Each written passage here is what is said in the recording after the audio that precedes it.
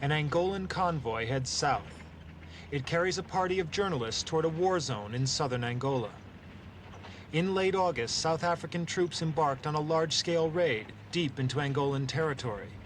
Their aim, to destroy the guerrilla bases of SWAPO, the group that's fighting to free Namibia from South African control. SWAPO launches many of its attacks from Angola. But in this action, South African units clashed head-on with Angolan regular forces.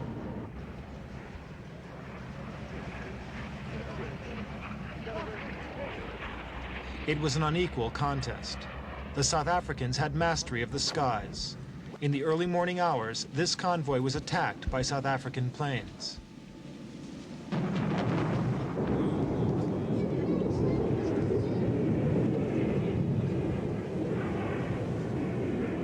In the attack, 3 Angolans and a British journalist were injured. The journalists were being taken to Kahama. This southern Angolan center is now a ghost town. Ex-President Neto and Fidel Castro stare mutely over the havoc wrought by South African aircraft. The civilians have fled. Kahama has been abandoned to the cows and the soldiers. The town had come under heavy attack because it lies on the road to Lubango, the administrative capital of southern Angola.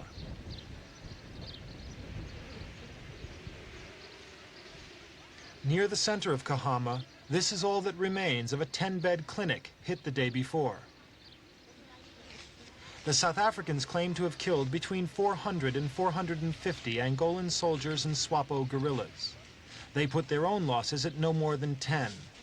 The Angolans point to the damage and civilian casualties. They claim several hundred civilians have been killed or wounded.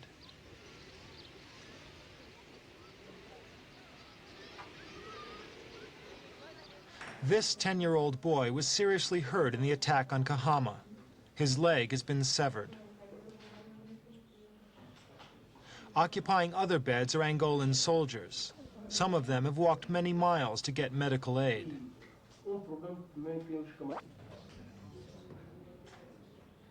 The Angolans say this young woman was a volunteer nurse. Her leg is paralyzed.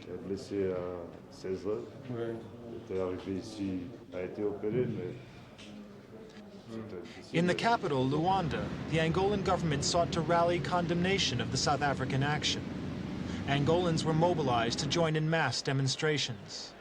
They denounced not only South Africa, but the United States. America was seen to have gone along with the South African action. Also attending were officials and advisors from the Eastern Bloc. Less prominent were Western diplomats and businessmen.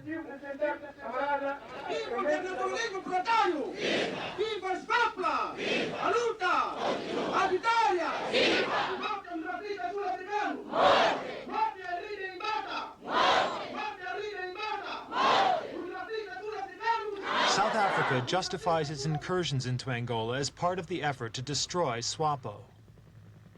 Here, South African forces are on regular patrol against the guerrillas. SWAPO is recognized by the United Nations as the sole representative of the Namibian people. But South Africa denies SWAPO's legitimacy and sees it as purely a terrorist organization. The South African forces are helping a pro-Pretoria administration establish itself in Namibia, despite UN calls for internationally supervised elections. The enemy, that is, of course, SWAPO, they fired with 82mm mortars and 122mm rockets. It wasn't 5 minutes before us, my own forces, retaliated and we fired back.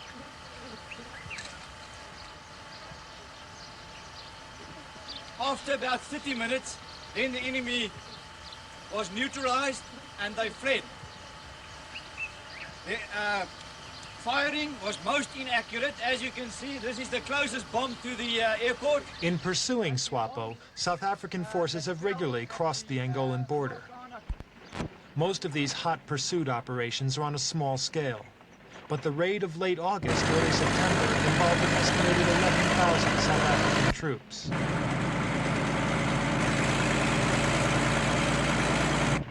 It was by far the largest operation since South African troops intervened in the Angolan War of Independence 6 years ago.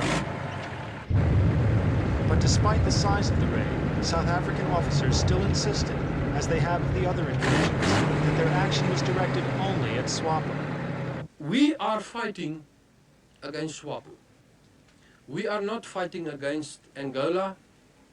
We are not fighting against the Angolan people, the security forces of Angola. Our target, our enemy is SWAPO.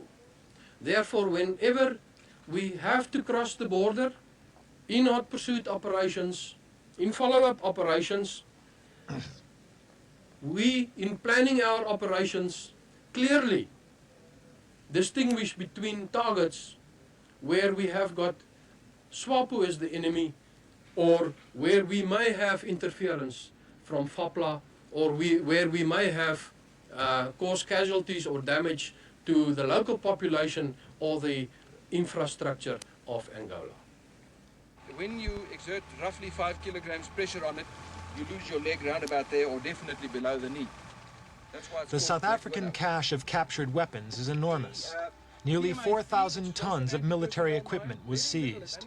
The South African Army has put it on display, taking care to identify its Eastern Bloc origins.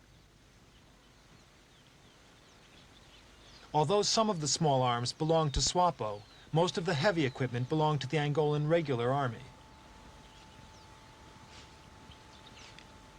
The so-called Operation Protea produced 13 Russian tanks and 60 other vehicles.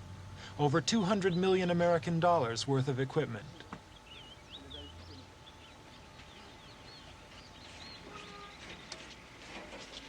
It's believed that this display of Russian weaponry was also aimed at the new Reagan administration in the United States. President Reagan sees Namibia as a key arena of the Cold War. America refused to condemn the South African invasion and vetoed a Security Council resolution worded against South Africa. The American delegate at the United Nations argued that the presence of Cuban forces and Russian advisors in Angola had also added to the tension in the area.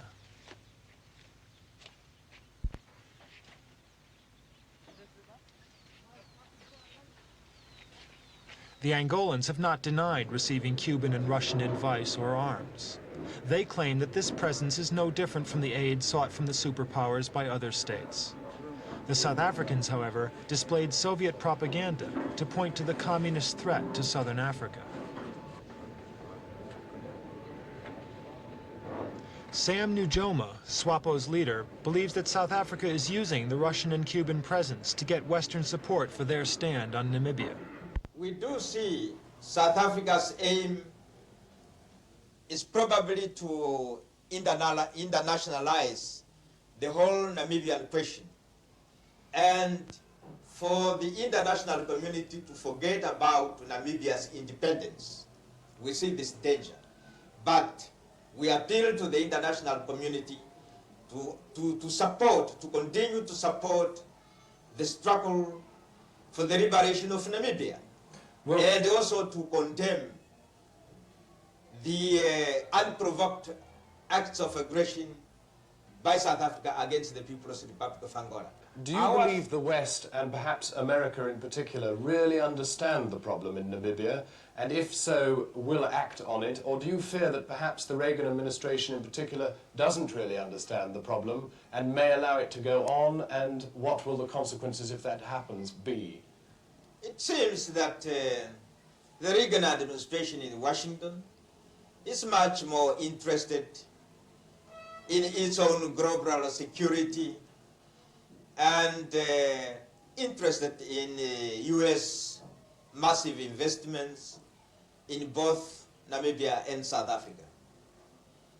Therefore, the Reagan administration have decided to support the Pretoria versus regime in its continued illegal occupation and oppression of the Namibian people. One effect of South Africa's raids into southern Angola is the enormous disruption to civilian and economic life. Thousands of refugees fleeing the war zones are just one sign of this. Angola and its supporters claim that this damage to the region is a deliberate policy by South Africa. Since independence in 1976, Angola has struggled to find its economic feet. In the countryside, guerrilla groups opposed to the Marxist MPLA government have disrupted communications and sporadically attacked towns. Independence has not brought prosperity or peace. Certainly, it's to South Africa's advantage to see the Angolans' dissatisfaction with their government increase.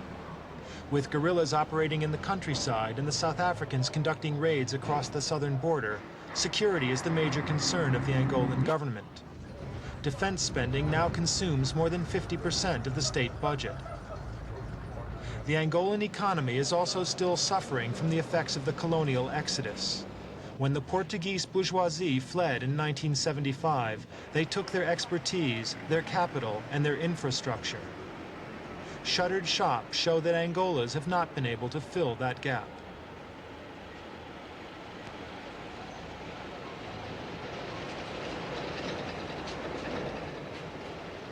Few of the manufacturing industries run by the Portuguese are still operating.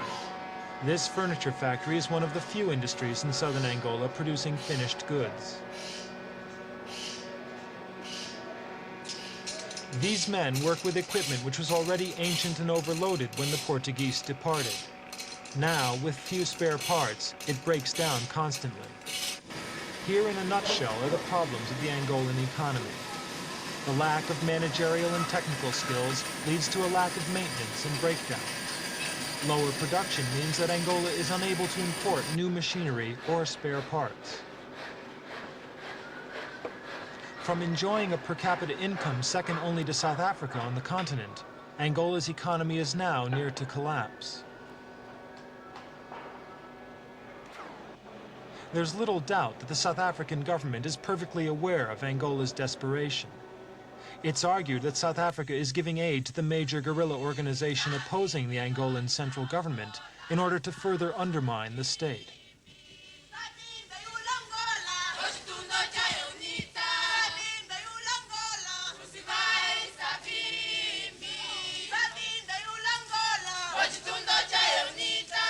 The song is in praise of UNITA and the organization's leader, Jonas Savimbi.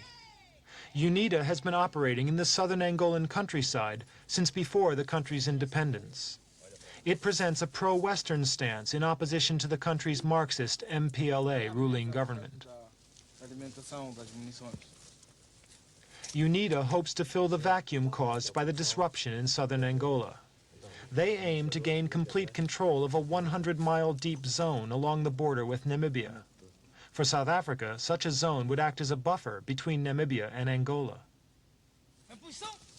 To aid UNITA, it's believed that South Africa provides arms it's captured from SWAPO and Angolan forces.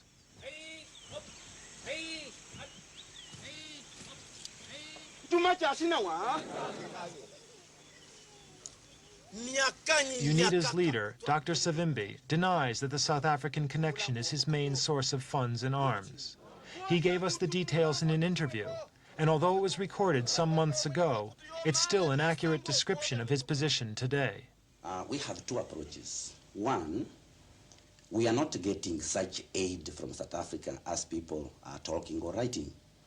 It is true that the South Africans are not hostile to our struggle for the fact that they don't want the Cubans north of Namibia.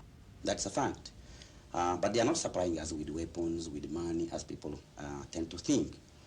Because also we don't need it because we are getting support from our friends in Asia, the Gulf, and African states. We can ask South Africa, if necessary, to facilitate our logistics. Then this we cannot deny. But we are not getting that aid that people tend to think that we are. Secondly, we think that the South African issue is a very serious issue that African leaders have to approach with realism. To fight the Portuguese in Angola or to fight the Jan Smith in Rhodesia, it's not the same to fight South Africans. Because South African issue should be examined in the light of the situation in that area. The South African raid has undoubtedly been of assistance to Dr. Savimbi and UNITA. The damage to SWAPO and the Angolan armed forces has blunted their effectiveness. And Angola's perilous economic structure has been further undermined. But perhaps the major effect of the raid has been to drive a wedge into Western support for Namibian independence. The United States has shown increased sympathy for South Africa's position. Southern Angola and Namibia are shaping to become a new hotspot of great power rivalry.